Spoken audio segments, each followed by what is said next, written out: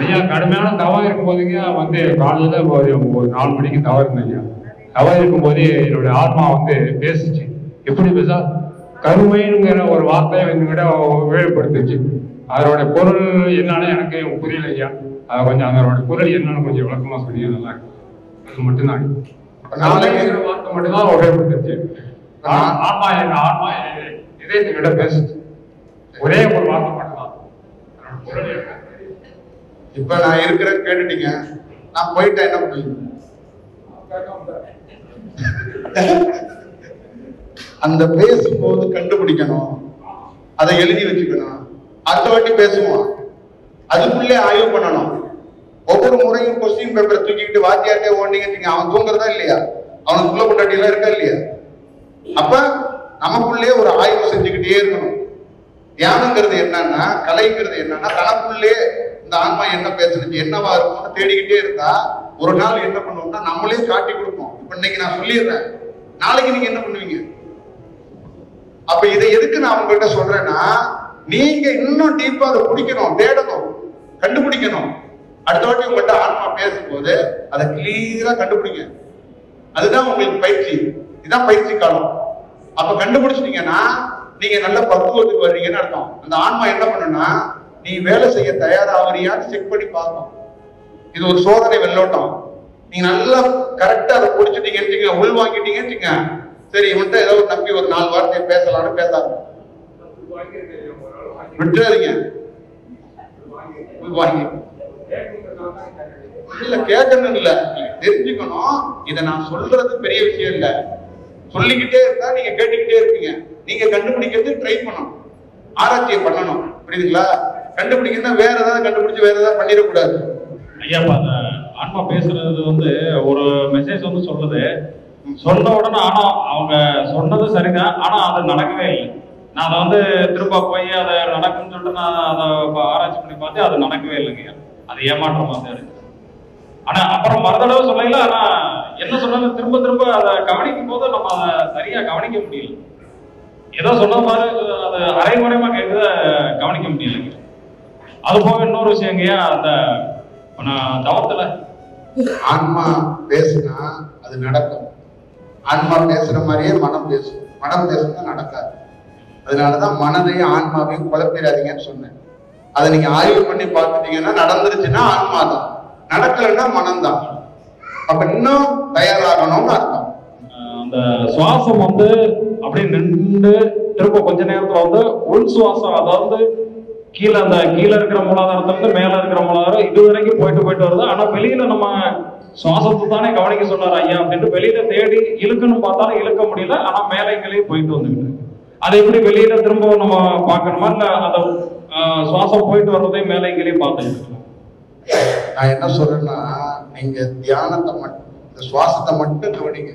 ஒரு ஸ்டேஜுக்கு மேலதான் அவன் உள்ள போறானா வெளியில வரானா பறந்து பக்கத்து ஊருக்கு போறானாங்கிறதுலாம் அப்புறம் தான் கண்டுபிடிக்க முடியும். ஒரு ஸ்டேஜ் வரைக்கும் நமக்கு வந்து ஒரு குழப்பம் இருக்கும். இன்னொரு விஷயம் என்னன்னா, எல்லாருக்கும் கூட ஒவ்வொரு தியானம் பண்றவங்களுக்கும் இந்த உடலை பத்தி ஆராய்ச்சி பண்ணிட்டு இருக்கும்போது இந்த சுவாசம் எங்க போய் முடியுது, எங்க போகுது. இப்ப நீங்க நல்லா ஞாபகம் வச்சுக்கோங்க, எவ்வளவு சித்தர்கள் பாடல்கள் சொல்லிட்டாங்க. இந்த இடுப்பு கீழே இருக்கிற நரம்ப யாராவது கண்டுபிடிக்க முடியுதா? அவ்வளவு சாமானியமா கண்டுபிடிக்க முடியுதா? நீங்களே சொல்லுங்க.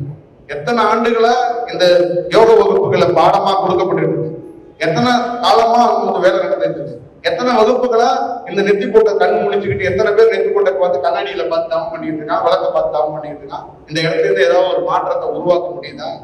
அப்ப இங்க என்னன்னா ஒரு சேஞ்ச் தான் கிடைக்கும். அதோட முழு செயல்லாம் ஓபன் பண்றது அவ்வளவு சாமானியம் கிடையாது.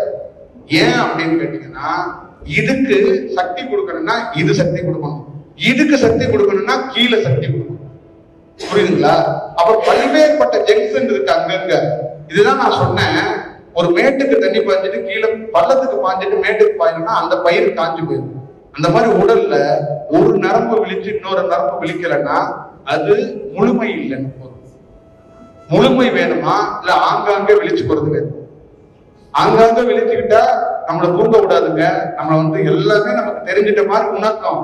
ஆனா முழுமைங்கிறது என்னன்னு கேட்டீங்கன்னா, ஒரு மனிதனை டோட்டலா ஒரு செயலக்கா மாற்றி கொண்டாரு. கண்ணை அறியாமே ஒருத்தர் கும்பிடணும், புரியுதுங்களா? திட்டமிட்டு கும்பிடுறது கிடையாது.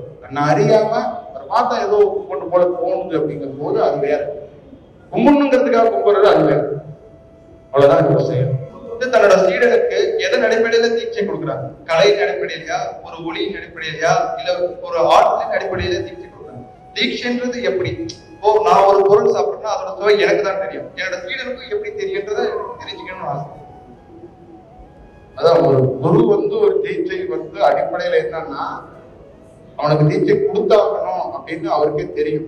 இந்த டயத்துல இவனுக்கு இதை கொடுக்கணும் அப்படின்னு அவருக்கு தெரியும். அந்த அடிப்படையில தான் கொடுப்பாரு. ஏன்னா அவன் இந்த காலகட்டத்துல அவன் வாழ்ந்தாக வேண்டும், வேற ஒரு செயலுக்குள்ள போகணும், அவனை வேற ரூட்டுக்கு அடுத்து எடுத்துட்டு போகணும்னா அவர் என்ன பண்ணுவாருன்னா சைலண்ட் ஸ்டேஜ்லயே அதை பத்தி விவாதிக்க மாட்டார். ஆனா அவனுக்கு கொடுக்க வேண்டியதை கொடுத்துடுவார். ஆனா ஒரு ஸ்டேஜுக்கு மேலதான் சிஷியனுக்கு என்ன தெரியும்னா, குரு கொடுத்திருக்க தீட்சை பல்வேறுபட்ட தீட்சை இருக்கு. அந்த தீட்சை எதற்காக கொடுத்தாரு, ஏன் கொடுத்தாரு, அந்த நேரத்துக்குள்ள நம்ம அந்த வளர்ச்சி என்ன மாதிரி வளர்ச்சி அடைஞ்சோங்கிறது ஒரு சிஷியன் வளர்ந்ததுக்கு அப்புறம் தான் அதை பத்தி முழுமையா அவனுக்கே தெரியும். அது வரைக்கும் அவனுக்கு அந்த முழுமையான செயல் தெரியாது. மேக்சிமம் சில குரு மட்டும்தான் சீடர்கிட்ட இந்த மாதிரி தீட்சையை பத்தி உரையாடுவார். மேக்சிமம் குருநாதர்கள் சிஷியர்கள்ட்ட இந்த மாதிரி செயலை பத்தி உரையாட மாட்டாங்க. அவங்க வெளியில தான் உரையாடல்கள் இருக்குமே, இந்த மாதிரி செயல்களாக்கத்தை பத்தி உரையாட மாட்டாங்க.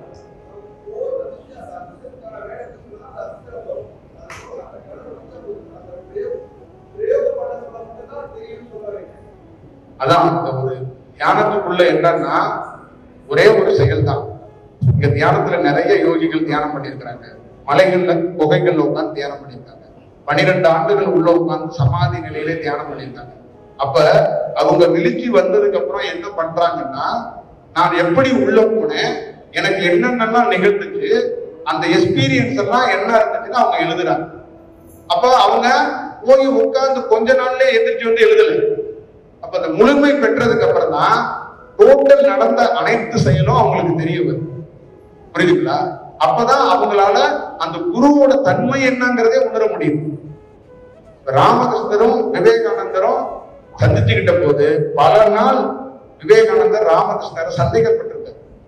இவர் குருதானா, இவர் பைத்தியம், இல்ல இவர் கொஞ்சம் மிகைப்படுத்துறாரா, இல்ல இவர்கிட்ட சக்தி இருக்கா, பல்வேறுபட்ட கேள்விகளை தொகுத்து இருக்கிறாரு.